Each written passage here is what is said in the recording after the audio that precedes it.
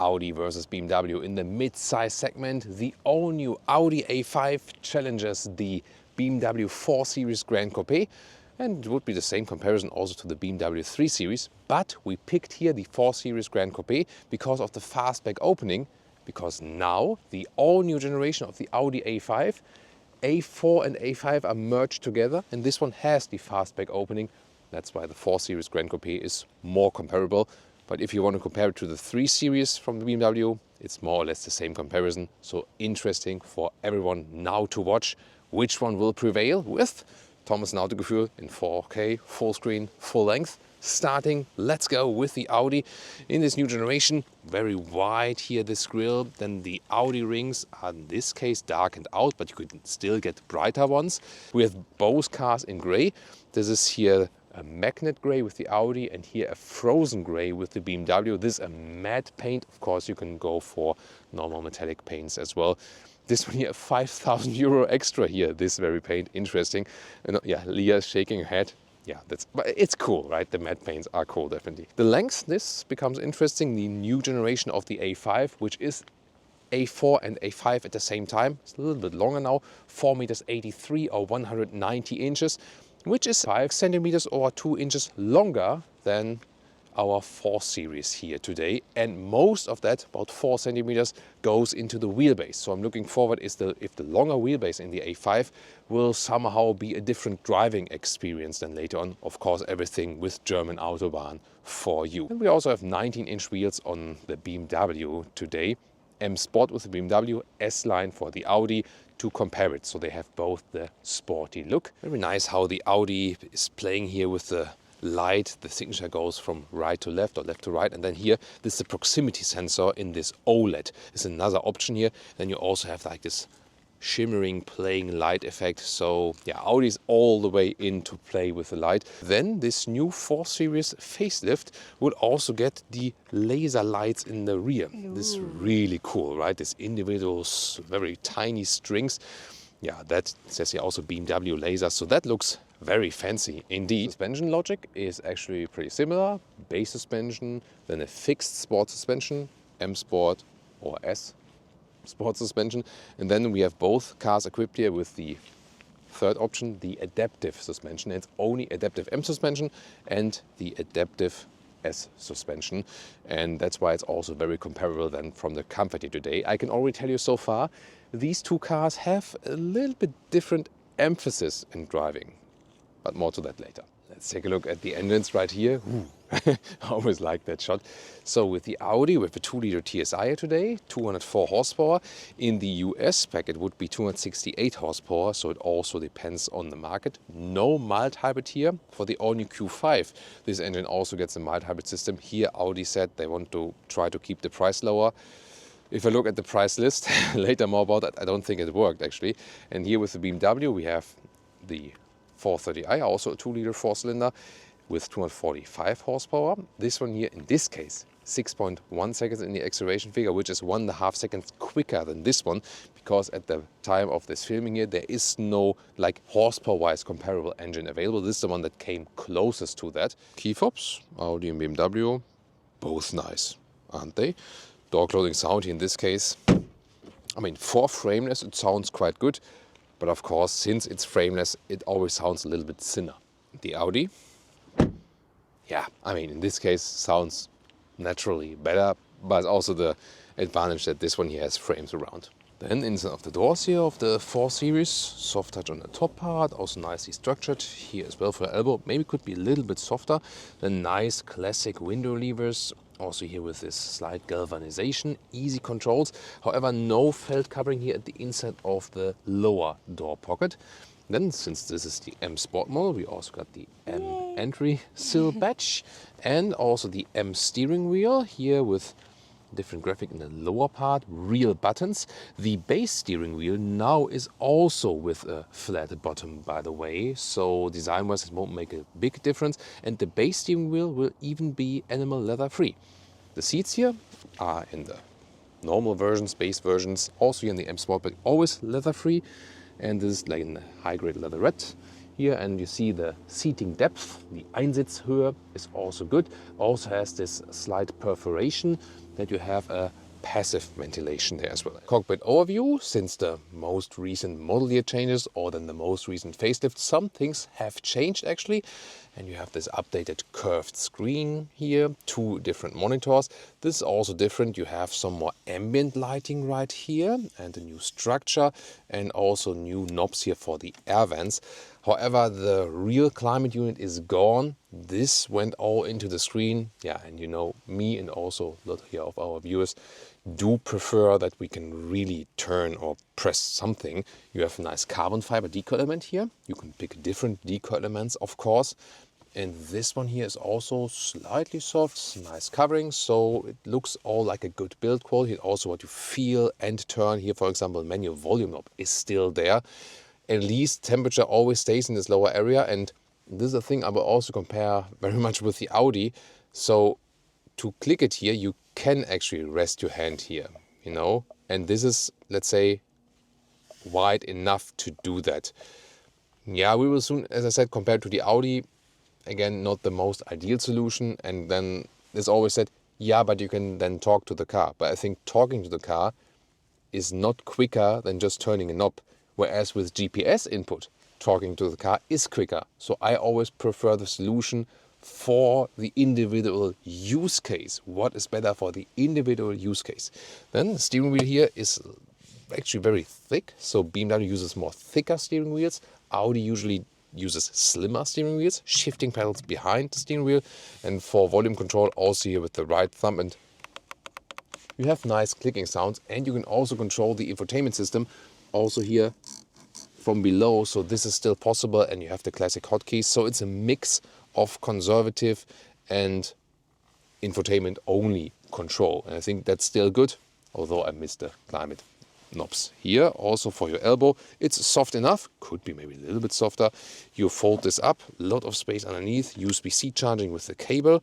I usually prefer that because the inductive charging pad tends to overheat the smartphone. There's not much legroom, like at least when someone tall is driving in the front. So you see here, I do fit here with a tall adult, also headroom wise with 189, 6'2", but nothing more, you know, so it should be, I think, more space. I'm looking forward if this will be different with the Audi, because the Audi, told you initially, has a little bit more, just a couple of centimeters more wheelbase. If this really will translate into more legroom, will it? Well, not exactly.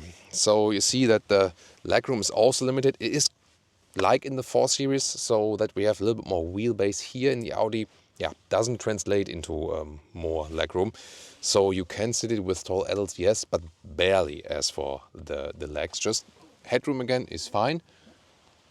Maybe that was even a little bit better in the 4 Series with the headroom, right? So yeah, definitely not more space here in the Audi, rather a little bit less, but only just like a subtle difference. Here, big middle tunnel as well, and also with a separate own climate unit. And if you want, also with seat heating, and 2 more USB-C chargers here as well. Now the Audi inside of the doors, this one here is not as soft as in the BMW, but also with a nice stitching and so on. Here then a fabric interior, different stylings are available. Interesting, this 3-dimensional structure we know from a new recent Bentley Continental. This new field here, with a lot of high gloss black once again, and you see it's one field and then hashtag capacitive BS to control the individual stuff. Also no covering at the inside of the doors or something, also very slim. This is here the S-Line interior, so we have this S-Line interior badge, and also the S-Line steering wheel, flat bottom. Here you have, which is nice, illumination behind, but once again no real buttons in that case. It does have a clicking feedback, yes, but you see that is one button field, and then the individual buttons are once again capacitive. Yeah, and then the seats, these are the fabric seats. The fabric is not the problem at all. It's actually quite cool. In Europe it's actually more common also to have also fabric seats, and it is a nice fabric, also feels nice. Just the seating depth, the so-called Einsitzhöhe you see here, it should be more, and that is better in the BMW. Now the Audi cockpit, first of all, very impressive. It looks more modern, but is it also better? That's the question. First of all, you have the possibility of a passenger screen, so either you have a black deco element here, which is a problem I at least feel, or you have the optional passenger screen here included in, like, for example, here this has the Tech Pro package. But the question is, this is done for the Chinese market. And in China, the customers do appreciate that. In Europe and America, usually customers say, what do I need that for?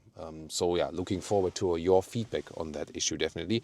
Then you have this huge element here, which consists of 2 screens. It's of course a higher screen as well, so bigger than in the BMW. This one also being the newer vehicle. But some also feel that it's kind of like overloaded. What is beautifully done is that you have kind of like this river hoop here in the front. So it has a round structure, and when you activate the ambient lighting, it's hard to see on camera when it's daylight, but I have to activate it here on purpose, because usually while driving it is deactivated in daytime, and I don't know why that would be. Yeah, it's due to the light sensor actually. And then to change the climate, they all thought, yeah, you rest your hand here and then do it like this, but that is like a big split in the fingers, because you have this hump here, and then it's trickier to do than in the BMW, where you have more open space here. So I think it's not a great ergonomic thing to do that here. And you have to think about in the A4, A5, they had the best climate unit ever in the automotive industry, with this round metal knurled and then clack, clack, clack, clack, clack, like with a metal high quality stereo or hi-fi machine. This was the best, and they got rid of the best AC unit in the industry to be replaced with this. It's a general problem in the industry. I feel some say it's not a big deal. To me it is, actually. Yeah, but the solution, how you can reach it, is a little bit easier still in the BMW. Trunk comparison, and yeah, this is always a pretty cool shot when both are opening here with the keys, isn't it? Liter-wise, 470 liters for the BMW 4 Series Gran Coupé, and here 445 liters for the Audi A5, when it has not a mild hybrid system. Otherwise you lose a little bit of the liter figures as well. Yeah, but then again, what about the measures? So first with the BMW, about 1.40 meters in width. This cabin trolley easily fits underneath. And the interesting thing is that here the height, even underneath the cover, is about 50 centimeters, so like 20 inches, and that's also carried through even a little bit higher here. This is explaining the liter figures, because in the length it's only about 1.40 meters. This will be longer with the A5. And now the interesting comparison to the Audi. So first of all, in the width is pretty much similar, also about 1.40 meters. However, the length here, this is about 10 centimeters longer, so 1.10 meters or 43 inches. Yet again, this one here is flatter, only about 40 centimeters or 16 inches here. So because it's all the way flatter in this area, then the liter figure is bigger with the BMW and smaller here. Sport mode.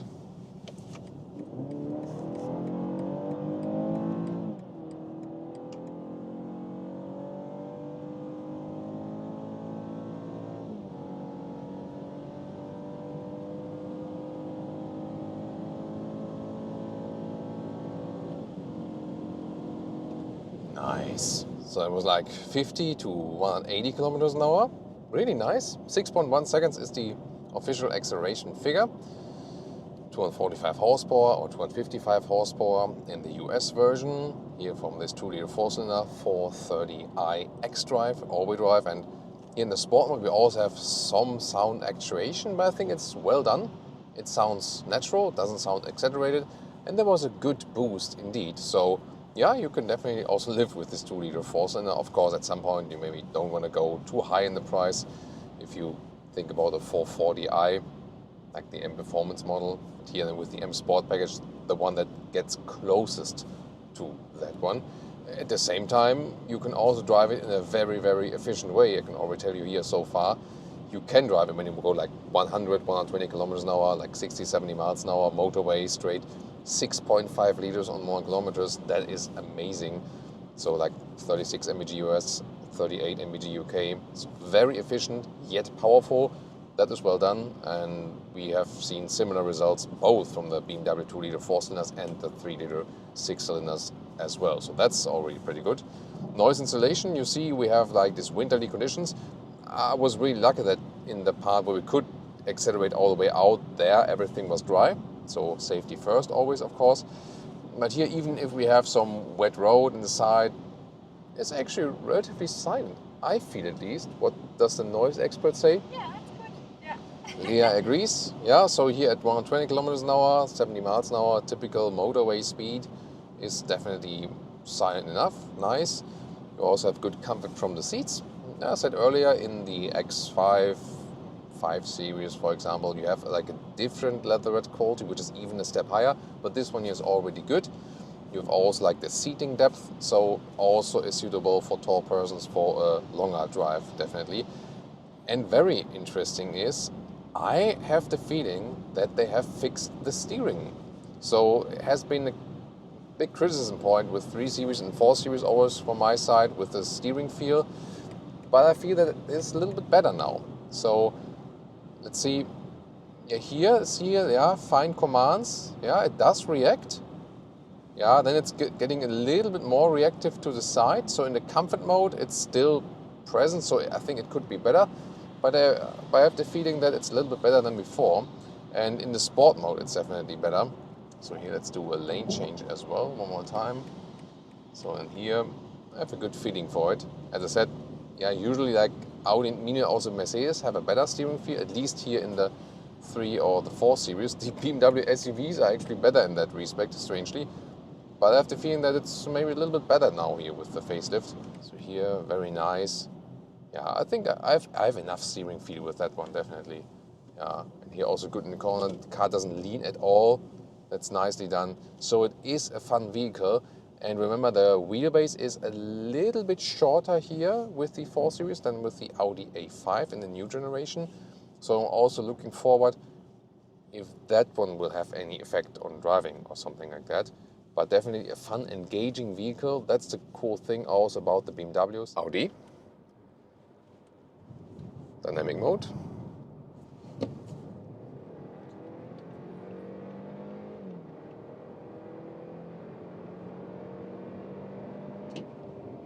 Well, I was like 55 to 115 already. Of course, this one here is not the very comparable engine. Yes, from the base displacement setup, 1.5 seconds slower than the BMW one, because here this one is the most comparable available at this moment with this new generation. Different ones maybe later to compare. And also the US version will be more powerful than this one here we get in the EU. In both cases, this one here, no mild hybrid, because that's a different decision with the Q5. This engine here gets the mild hybrid. Here they said, let's keep it lower in the price without the mild hybrid system. Not sure if that's the correct decision, because we already see a big difference in the consumption, like long-term motorway between the BMW here and the Audi. The BMW, might remember, already said 6.5 liters on 100 kilometers. Here 8.5 liters on 100 kilometers, so it's like 2 liters on 100 kilometers more. So this one here, 27 mpg US, 33 mpg UK, whereas the BMW was like 37 mpg US and 43 mpg UK. So like 10 mpg more. Yeah, so that's a massive difference indeed. And what I'm rating here is really the engine difference, but without the acceleration difference, because as I said, the US version would be more comparable there. But you also feel differences there, because in general it's also good here, but the responsiveness of the engine and also how sovereign it feels, how sophisticated, how cultivated, that one is also better in the BMW. And also some of the shifting processes. Just in the BMW, you accelerate and the car's shifting and you think like, wow, that's giving me a lot of satisfaction. That's how it's supposed to be.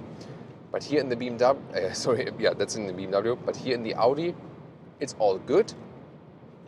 But how the engine reacts and how the car is shifting doesn't give you satisfaction. That is the main difference. So the BMW to me already leads in the engine and transmission aspect. However, what we have to say is that the suspension here in the Audi is excellent. At the moment we are in dynamic mode, and we also have the optional adaptive suspension mounted here in this vehicle. In the dynamic mode it's also on a stiffer note, but it's still extremely comfortable. Well done. 19-inch wheels on both vehicles, we have it here as well, so very well comparable.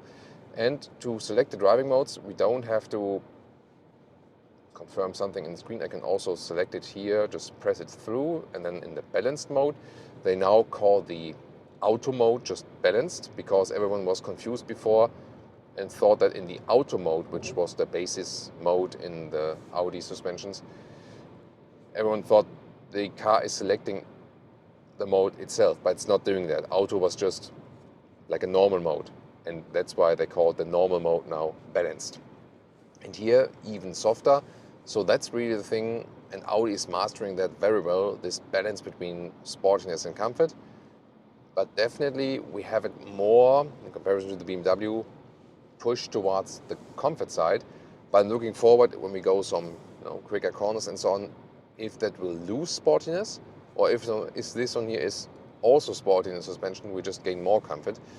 The lane changes are also really cool, a lot of fun. The steering feel is also better here in the Audi. It's just more precise from the very low degree angles here. So no dead zone area, and also that transition between here, like when you start here, and then you go a little bit more to the outside.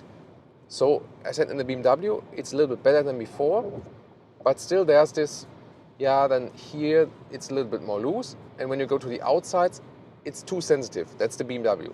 Here in the Audi, it's perfect, because you don't feel that you would have a difference between where you are with the steering. Everything kind of feels just as it should be, So I have good control here, but at the same time, it doesn't overreact when you go a little bit further.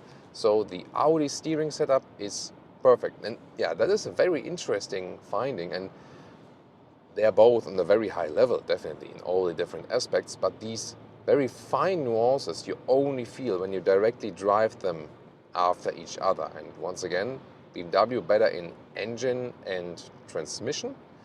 The Audi better in the steering, and the suspension is more comfortable, although the suspension are both good, definitely. Any Leah remarks so far? Noise? What do we? It's also really silent. I mean, we are going to drive faster very soon now, because I'm not sure yet which is more silent. It could even be that the Audi is more silent, right? That's my first impression, at least at 100 kilometers an hour or 60 miles an hour, which is a normal motorway speed in most countries. But and the seats are very sporty here. Yeah, seats are also sporty. The seats are holding us tight. The ergonomics, the form of the seats are good. But we already felt that, said in the interior part as well, that the seating depth, the famous Einsitzhöhe, it's a little bit harder here in the Audi. So that's better in the BMW. And of course, the discussion leatherette versus fabric, that's, just matter of personal preference and so on. I feel the steering, the steering is great, but I feel that how it is set up here in this cockpit, I have this, where's it? Yeah, Leah is making fun of me now again, but because that's like in German we can say a monk subject, OCD, like OCD, OCD subject. Because I always feel like in the steering should be like perfectly aligned in the cockpit. Here now, first of all, this S combination, it feels really good, nice. Suspension-wise and comfort-wise, that's really cool. That's nice. Feels excellent. So it is fun, it is sporty to drive. The wheelbase here is a little bit longer, as I said, a couple of centimeters. Do you feel that? Maybe a little. So I would say from the first impression, the BMW does feel a little bit sportier, does it? Yeah. You agree, yeah? And like as a passenger, when I throw around the car, where do you feel better, here or in the BMW? BMW. In the BMW, interesting. Now it gets even more interesting. Which one would you take home? Which one would I take home, and why? Well, first of all, as for the fuel economy, that one clearly goes to the BMW. 6.5 or like between 6.5 and 7 liters, depending on Autobahn or city, for the BMW. So we are in the mid 30 mpg US region, in the mid 40 mpg UK regions. Pretty good for a vehicle with that power already. And the Audi, even though we have this Quattro Ultra there, doesn't bring you too much efficiency. Remember, this one is no mild hybrid system. The BMW does have some recuperation possibilities. And the Audi, just in the Q5, or for example, if you go for the diesel version, then you have a mild hybrid engine here in the Audi. But here we ended up with some 8.5 liters on 1 kilometers. So we're here in the mid 20 mpg US region, in the mid 30 mpg UK region. So about 10 mpg difference, or almost 2 liters on 1 kilometers difference. So the Audi clearly less efficient, although even this version here has way less power. But something that's also to do with that, because you can run this one here, for example, at lower RPM. Also from the engine and transmission, clearly goes to the BMW, because every shifting process, it goes like, it's almost like a symphony in shifting and the engine sound and so on. And the converter automatic here is just doing a phenomenal job. Doesn't mean that the Audi is bad there in any way, but just in a direct comparison there, the engine and transmission setup feels so much more refined and cultivated in the BMW here. And you clearly feel that. Everyone who drives these vehicles clearly feels that. From the exterior, to me personally, I found both very beautiful, both also inside the brand, very beautiful cars. Of course, the front grille with the BMW is always a matter of discussion, but I think that's totally personal preference. I really like both from design. So exterior-wise, I would take home both actually. From the interior, we have some elements that are, better here, better there, and so on. Both are actually in a good build quality. With the Audi, some comments were there that it's maybe like a little bit too overloaded with all the screens and the large screens and so on. Then again, the seating depth, the Einsitzhöhe is better in the BMW. Like to have a little bit more, cushion underneath the ischial tuberosity, the sit bone. That's very important. And BMW also with the more animal-friendly solutions, that the base versions are completely animal-free, even the steering wheel going in a sustainable direction. Audi has some offers, but nothing is ever animal-free with the Audi here. The fabric seats would be one solution. Not everyone likes them. So I think it's a better solution here from BMW, going with more seating depth. Hey, we have a high-grade leatherette, perforation, and that's fine for everyone, So better approach as for the comfort and the materials with the BMW. Space, both leg space in the rear compartment. That's a problem for both. And the trunk, very well usable here, both in the A5 and in the 4 Series, because of this lift back opening. So that's very versatile in this very respect. And then we also have the pricing aspect. So they both start, both in Europe and the US, around 50,000 euros or dollars. If you spec them here like they are now, with a lot of stuff in there, you can also come close to 80,000 euros. The very vehicle stand here, 78,000 euros, 85,000 euros. But this large price gap then is mainly because of the paint, because this one here is 5,000 euros extra paint. So if you would take a base paint or just like, normal metallic paint, the price difference between these two would only be like 2,000 or 3,000 euros. So they more or less come at the same price. And then also the question is what leasing rate you maybe get and so on. So price is not really an issue. They are both very close there, and it always depends on the spec. Yet again, this one was already that one with more horsepower and so on. And then when you combine everything together, the question is, what did the Audi do better? Suspension was actually better, more comfortable. Better in a comfort sense. Then again, the BMW drove sportier. The Audi has the better steering feel. That one is definitely better also with the Audi. So if you like, let's say, a more comfortable, drawn back, sophisticated approach, maybe then the Audi is more something for you in driving. But if you more like the driving fun, the engagement of the drive, and then also how engine and transmission play together, then it's the BMW for you. And I think overall, if I combine all the different aspects, really the Audi has the more comfortable suspension and the better steering. But all the other things like seating, comfort, then the engine, transmission, fun in driving, fuel economy, that all speaks for the BMW. So then bottom line, we have more factors speaking for the BMW here than for the Audi, and that's why I would also take the 4 Series home with me here today. What's your verdict? What do you think about it? Let's discuss in the comments and tune into more comparison reviews.